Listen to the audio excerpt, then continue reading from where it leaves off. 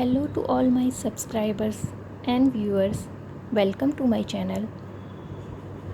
As you know, हमने PGTT 5 project work 2021 session के chapter 1 की कंप्लीट ट्रांसलेशन वीडियो अपने चैनल पे अपलोड कर दी है। साथ ही चैप्टर 2 के कुछ पैराग्राफ्स की वीडियो भी अपलोड कर दी है।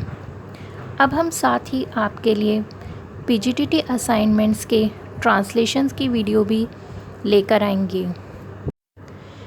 इस वीडियो में हम PGTT 1 अनुवाद सिद्धांत और प्रविधि के क्वेश्चन नंबर 7 को सॉल्व करेंगे, जो कि अनुवाद पुनरीक्षण का है।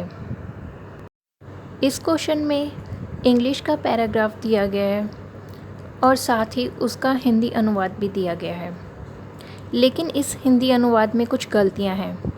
तो पुनरीक्षण का मतलब यही है कि दोबारा से उन गलतियों को ठीक करके उस पैराग्राफ को लिखना।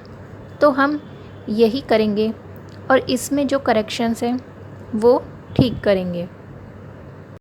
पहले सेंटेंस के अनुवाद को देखें तो वह है तमिलनाडु नाम का अर्थ है तमिलों की ज़मीन। लेकिन अगर हम इंग्लिश सेंटेंस को देखें तो उसमें इन्वर्टेड कॉमास यूज़ हुए हैं। साथ ही लिटरली शब्द का अनुवाद भी इसमें नहीं दिया गया है। तो इसका सही अनुवाद होगा तमिलनाडु नाम का शाब्दिक अर्थ है तमिलों की भूमि। नेक्स्ट सेंटेंस में टाइपिंग मिस्टेक है, जहाँ पे कोस्ट होना चाहिए और वहाँ पे कोट्स लिखा है, तो वहाँ पे आप ठीक कर लें। अब अगर हम इसके अनुवाद को देखें तो इसमें दिया गया है कि भारतीय उपद्वीप के पूरे दक्षिण पूर्व में, जबकि ये सही नहीं है। साथ ही इसमें बंगाल की खाड़ी लिखा है, वो भी गलत लिखा है। तो इसका जो सही अनुवाद होगा वो होगा भारतीय प्रायद्वीप के दक्षिण पूर्वी छोर में स्थित तमिलनाडु एक सुविधाजनक भौगोलिक स्थिति में है, क्योंकि इसके तट पूर्व में बंगाल की खाड़ी और दक्षिण में हिंद महासागर की ओर खुलते हैं। नेक्स्ट सेंटेंस का अनुवाद देखें तो इसमें वेस्टर्न मोस्ट के लिए दूर शब्द यूज़ किया गया है, जो कि गलत है। इसके लिए वैसे दूर पश्चिम होना चाहिए। तो अगर आप ये यूज़ करना चाहें तो कर सकते हैं, नहीं तो सिंपली पश्चिम शब्द भी यूज़ कर सकते हैं। इसी तरीके से अनुवाद में डिस्टिंक्टिव शब्द के लिए मुख्य शब्द यूज़ किया गया है अनुवाद के रूप में। लेकिन अगर हम डिस्टिंक्टिव शब्द का मीनिंग देखें तो इसका मतलब होता है कि अलग या विशेष। तो हमने जो इसका सही अनुवाद किया है सेंटेंस का वो है, इसी तरह इसके पश्चिमी भाग में नीलगिरी की पहाड़ियों पर मिलने वाले पूर्वी और पश्चिमी घाट इस राज्य को एक विशिष्ट भौगोलिक रूपरेखा प्रदान करते हैं। इसके नेक्स्ट सेंटेंस का अनुवाद देखें तो उसमें तमिलनाडु भारत का सर्वाधिक संख्या वाला प्रदेश लिखा है, जबकि अगर हम देखें तो वो जनसंख्या की बात हो रही है, ना कि संख्या की। और साथ ही इंग्लिश सेंटेंस में तमिलनाडु शब्द का यूज़ नहीं है, वहाँ पे स्टेट जो वर्ड है वो यूज़ हुआ है। तो इसका सही अनुवाद होगा 2011 की जनगणना के अनुसार देश में जनसंख्या के मामले में यह राज्य 7वें स्थान पर आता है। नेक्स्ट सेंटेंस के अनुवाद में देखें तो बहुत सी गलतियां हैं, जैसे कि यहाँ पे साउथ वेस्ट मानसून के लिए जो अनुवाद लिखा गया है वो है दक्षिण पूर्वी मानसून, जबकि सही जो शब्द होगा वो होगा दक्षिण पश्चिमी मानसून। इसी तरीके से उत्तर पूर्वी मानसून लिखा गया है, तो इसके लिए हम सही शब्द यूज़ कर सकते हैं पूर्वोत्तर मानसून। इसी तरीके से सिग्निफिकेंट रेनफॉल के लिए यहाँ पे कमाल की बारिश होती है लिखा गया है अनुवाद में, जबकि अगर हम सिग्निफिकेंट शब्द का मीनिंग देखें तो वह होगा पर्याप्त। तो अगर हम इसका सही अनुवाद करें तो हम लिखेंगे कि अधिकांशतः वर्षा ऋतु पर निर्भर भी लिख सकते हैं, या फिर हम लिख सकते हैं कि ज़्यादातर मानसून पर निर्भर यह है, क्योंकि यहाँ पे इंग्लिश सेंटेंस में इट शब्द यूज़ किया गया है, ना कि स्टेट शब्द। तो यह जून से सितंबर या फिर जून से लेकर सितंबर तक दक्षिण पश्चिमी मानसून और अक्टूबर से लेकर दिसंबर तक या फिर अक्टूबर से दिसंबर तक पूर्वोत्तर मानसून तक पर्याप्त वर्षा प्राप्त करता है।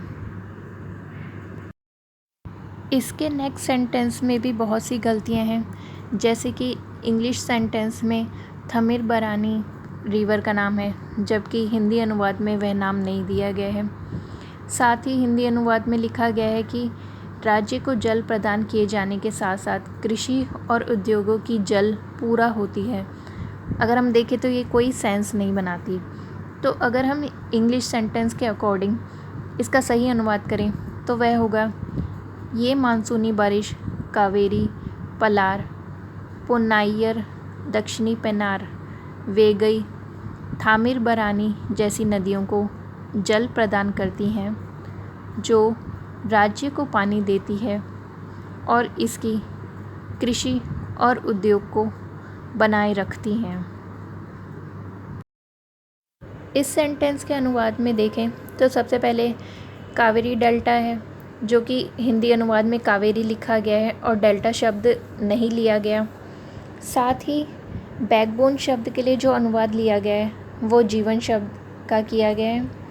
तो हम जीवन शब्द के साथ साथ बैकबोन शब्द के अनुवाद के रूप में आधार शब्द का इस्तेमाल भी कर सकते हैं। फिर यहाँ पे प्रदान करता रहता है लिखा गया है, जबकि इसका सही जो अनुवाद होगा वो होगा कि प्रदान करता है।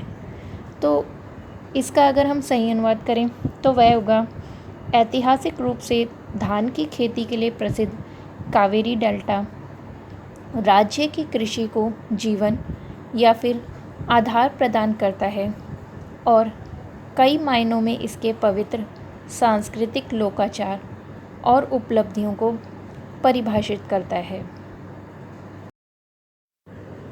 अगले इंग्लिश सेंटेंस का अनुवाद हिंदी अनुवाद में किया ही नहीं गया है। तो इसका अनुवाद है, चोलों जैसे शक्तिशाली साम्राज्यों का निर्माण इस क्षेत्र के साथ किया गया था उनके केंद्र के रूप में। आखिरी सेंटेंस में नॉट सरप्राइजिंगली देयरफॉर के लिए जो अनुवाद हुआ है वह है, इसलिए इसमें कोई आश्चर्य तो होना ही नहीं होता, जो कि गलत है। सही अनुवाद होगा, आश्चर्य की बात नहीं है कि। फिर आगे हम जो अनुवाद कर सकते हैं वो कि इस नदी को कुछ लोग दक्षिण की गंगा के रूप में भी मानते हैं, या फिर हम लिख सकते हैं इस नदी को दक्षिण की गंगा कहकर भी जाना जाता है। तो इस सेंटेंस का सही अनुवाद होगा, आश्चर्य की बात नहीं है कि इस नदी को कुछ लोग दक्षिण की गंगा के रूप में भी मानते हैं।